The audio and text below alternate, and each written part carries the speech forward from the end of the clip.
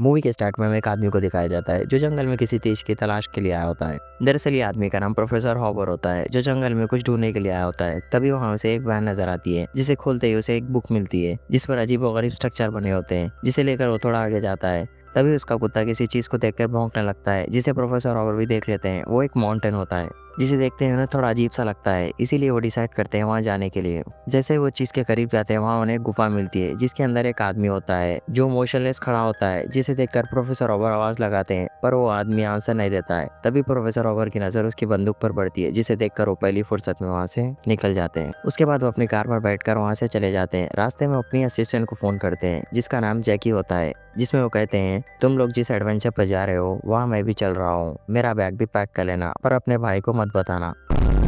जैसे ही प्रोफेसर ओबर अपने घर जाता है तो वो देखता है जैकी का भाई भी वहाँ होता है। दरअसल जैकी ने सब कुछ अपने भाई को बता दिया होता है, इसीलिए वो दोनों चलने के लिए तैयार हो जाते हैं। तभी प्रोफेसर ओबर उन्हें कहता है प्लान में एक छोटा सा चेंज आ चुका है, अब मैं अकेला जा रहा हूँ, मेरे साथ कोई नहीं चल रहा है। जो सुन जैकी का भाई से कहता है आप अकेले उस चीज को ढूंढ लेंगे। तभी प्रोफेसर ओबर से कहता है नसीब अच्छा होगा तो कुछ जान भी लूंगा। जिसके बाद वो अगले दिन उसी माउंटेन पर चले जाता है। जा जाते ही वो एक रस्सी बांध देता है सेफ्टी के लिए। कहीं ना कहीं आज वो गुफा के बारे में पता लगा कर रहने वाला होता है। जिसके बाद वो गुफा में जाते हैं। जा जाते ही वही आदमी उन्हें नजर आता है, उसी पोजीशन में खड़ा होता है। बस ज्यादा ध्यान न देते हुए आगे बढ़ जाते हैं। तभी उन्हें कुछ हलचल सी महसूस होती है जैसे कोई उनका रास्ता रोक रहा हो। तभी वो हाथ लगाकर आगे देखते हैं। वहाँ एक इनविजिबल दीवार होती है जो नजर नहीं आ रही होती है। जैसे ही उस चीज को छूते हैं उन्हें अजीब सा लगने लगता है, जिस पर ज्यादा ध्यान न देते हुए वो आगे बढ़ जाते हैं। इस चीज को गुजरे हुए 2 दिन हो चुके होते हैं, इसीलिए टेलर अब जैकी के घर जाता है। जा जाते ही वो टेलर से कहता है प्रोफेसर ओवर को गए हुए 2 दिन हो चुके हैं, इसको अभी तक नहीं लौटे हैं, इसका मतलब कुछ गड़बड़ है,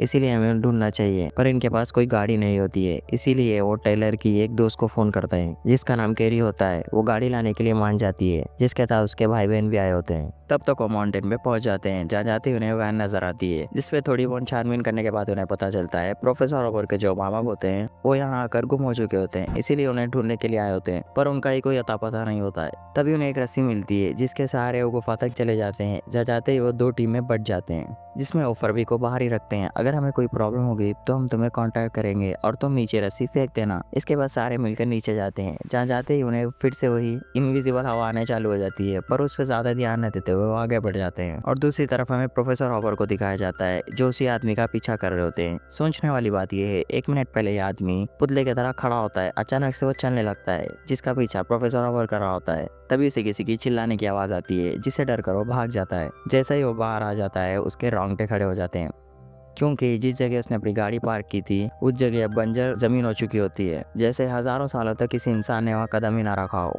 जिसे देखकर वो तेजी से अपनी गाड़ी की ओर भागता है। जहाँ जाकर अपनी गाड़ी हाथ लगाकर देखता है तो वो हैरान हो जाता है, इसीलिए वो जल्दी जल्दी अपनी गाड़ी को स्टार्ट कर पर बदकिस्मती से उसकी गाड़ी स्टार्ट नहीं होती है क्योंकि हजारों सालों तक उसकी गाड़ी बंद पड़ी होती है, इसलिए उसकी गाड़ी की बैटरी डेड हो जाती है। तभी उसे दूर एक गाड़ी नजर आती है जिसके करीब जाने पे उन्हीं चारों दोस्तों की होती है जो प्रोफेसर हॉबर को ढूंढने के लिए आए होते हैं। जैसे ही वो गाड़ी के पीछे जाकर देखते हैं उन्हें एक बैग मिलता है जो किसी और का नहीं जैकी का ही होता है। उन्हें ज्यादा देर नहीं लगती है समझने के लिए वो कितनी बड़ी मुसीबत में है, इसीलिए वो तेजी से फिर से वो गुफा के ओर भागते हैं। जा जाते ही वो सबूत के तौर पे कुछ लाइट्स को पीछा छोड़ देते हैं, अगर वहाँ किसी की नजर पड़ी तो वो बाहर निकल पाए। जैसे ही वो एक लाइट को फेंकते हैं वो हवा में फ्लोट करने लगती है, जिसे देखकर प्रोफेसर हॉबर भी हक्के बक्के हो जाते हैं और उसका पीछा करने लगते हैं। दूसरी तरफ हमें 4 दोस्तों को दिखाया जाता है जो नीचे पहुंच चुके होते हैं और 2 टीम में बंटकर अलग अलग ढूंढने निकलते हैं। जैकी और कैरी एक गुफा की ओर बढ़ने लगते हैं और तभी उन्हें किसी की डरावनी चिल्लाने की आवाज आती है जिससे डरकर वो पीछे हो जाते हैं, जिसकी आवाज टेलर और उसकी दोस्त भी सुन लेती हैं। इसके बाद तेजी से वो रस्सी की ओर भागने लगते हैं, लेकिन तभी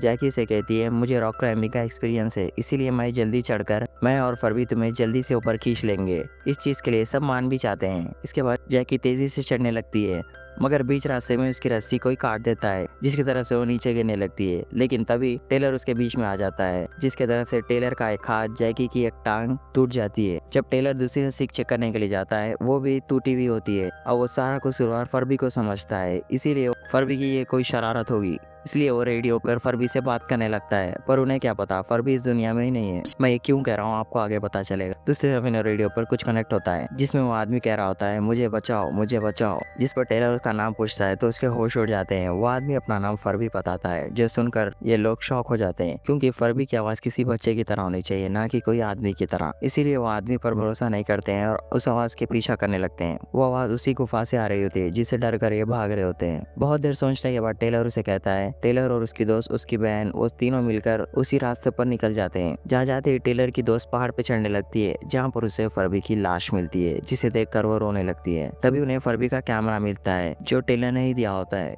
जब वो रिकॉर्डिंग देखते हैं वो सारे दंग रह जाते हैं क्योंकि उन्हें लग रहा होता है गुफा में आए हुए ने सिर्फ कुछ घंटे होंगे पर बाहर की दुनिया में बहुत दिन गुजर चुके होते हैं। अच्छा होता है उन्हें फरबी का कैमरा मिल जाता है जिसके तरफ से उन्हें सारी सच्चाई का पता चलता है। अब आपके मन में बहुत सारे सवाल होंगे जैसे कि ये लोग अब बाहर निकल पाएंगे या नहीं, और फरबी को किसने मारा, और ये लाइट ब्लिंक करने का क्या मतलब है। टेंशन मत लेना, सारे सवालात के जवाब मैं दूंगा। दरअसल जो कोई भी इंसान इस गुफा में जाता है उसे लगता है उसे आए हुए कुछ घंटे हो, मगर बाहर की दुनिया में वो हजारों साल बीत चुके होते हैं। इसका जीतता जाता सबूत हम प्रोफेसर रॉबर को ले लेते हैं। जब प्रोफेसर रॉबर अंदर आता है, जब दिन होता है, जब वो 5 मिनट बाद बाहर जाता है, वो पूरी रात हो जाती है। पूरी बंजर जमीन, जैसे हजारों सालों तक यहाँ किसी के नजर ही ना पड़ी हो। अब आपको समझ में आ गया होगा कि यहाँ क्या हो रहा होगा। ये सारा क्रेडिट जाता है उस गुफा को जिसके अंदर फाउंटेन ऑफ यूथ छुपा है। जो भी इंसान फाउंटेन ऑफ यूथ के बारे में नहीं जानता, मैं बता दूं, फाउंटेन ऑफ यूथ एक ऐसा झरना होता है जिसे पाने के बाद उस दौलत और शोहरत की कमी कभी नहीं होती है। वो इंसान अमर हो चुका होता है। शायद इसी चीज का पता प्रोफेसर हॉबर को भी होता है।